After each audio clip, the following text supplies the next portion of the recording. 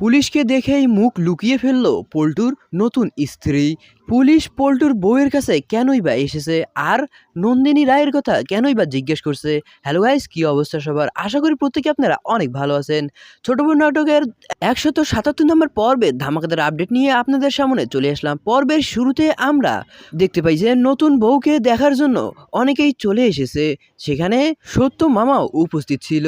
সত্য মামা অহনাকে বলতে থাকে যে, অহনা, তুই তাড়াতাড়ি গিয়ে পারুকে ডেকে আন, সেও তো আমাদের পরিবারেরই অংশ, তারও উচিত এখানে থাকা। অন্যদিকে আমরা এক প্রতিবেশীকে দেখতে পাই যে কিনা পল্টুর মাকে বলতে থাকে যে, আপনার ছেলের বউয়ের ব্যবহার এতটা খারাপ কেন, কোন জায়গায় কি বলতে হবে তা একেবারেই জানে না। অন্যদিকে আমরা পল্টুকে দেখতে পাই, পল্টু এই অনুষ্ঠানে তার অফিসের কলিগদেরও নিমন্ত্রণ করেছে। তারা এসে পল্টুর নতুন স্ত্রীকে একটা বই উপহার দেয়।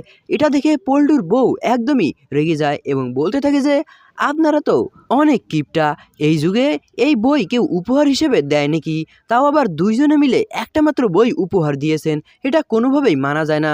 তখন পল্টু এই বিষয়টা সামাল দেওয়ার জন্য সবাইকে বলতে থাকে যে, আমার স্ত্রী অনেক বেশি মজা করতে ভালোবাসে, আপনাদেরও মজা করে এই কথাটা বলেছে, আপনারা দয়া করে কিছু মনে করবেন না। অন্যদিকে পরবর্তী দৃশ্যে আমরা দেখতে পাই যে অর্জুনের বড় ভাই অর্জুনকে বলতে থাকে যে, শোন, তুই যা করছিস অহনার সাথে তা একদমই ঠিক না। এখানে অহনা তার সর্বোচ্চটা দিয়ে তোর পরিবারকে আগলে রেখেছে, আর তুই তারই উপর প্রশ্ন তুলছিস। সে যদি তোকে ছেড়ে চলেও যায় তাও তার কোনো দুঃখ থাকবে না, কারণ সে এখন প্রতিষ্ঠিত।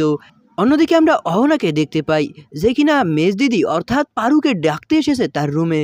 এসে পারুকে বাইরে যাওয়ার কথা বললে পারু তখন বলতে থাকে যে, আমি কেন বাইরে যাব, আমার বাইরে যাওয়ার কোনো অধিকারও নেই, আমি তোমাদের সঙ্গে আছি, এটাই তো অনেক।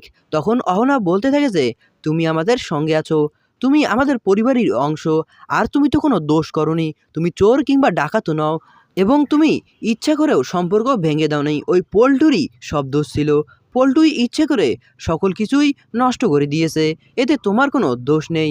তখন মেজদিদি অর্থাৎ পারু বাইরে যেতে রাজি হয়। অন্যদিকে আমরা পল্টুকে দেখতে পাই যেখানে কিনা অর্জুন তাকে বলতে থাকে যে, দাদা, তুমি সত্যি করে বলো তো, অহনা কি আসলে এই কাজগুলো করতে পারে নাকি তুমি বানিয়ে আমাকে এ কথাগুলো বলেছো?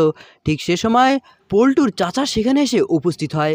পল্টুর চাচা পরিবারের সবাইকে বলে যে বাইরে পুলিশ এসেছে। এ কথা শুনে পল্টুর নতুন স্ত্রী একদমই ভয় পেয়ে যায়, সে হঠাৎ করেই তার মুখটি ঢেকে নেয়।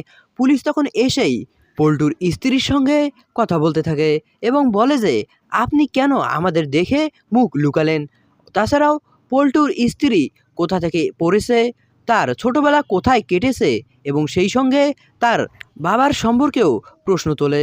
তখন পল্টুর স্ত্রী বলে যে, আমি ছোট থাকতেই আমার বাবা আমাকে ছেড়ে চলে গিয়েছিল, তখন থেকে আমি আর পড়ালেখা করিনি, 10ম শ্রেণী পর্যন্ত পড়ে পড়ালেখা বাদ দিয়ে দিয়েছি। তখন অহনার এতে কিছুটা সন্দেহ হয়।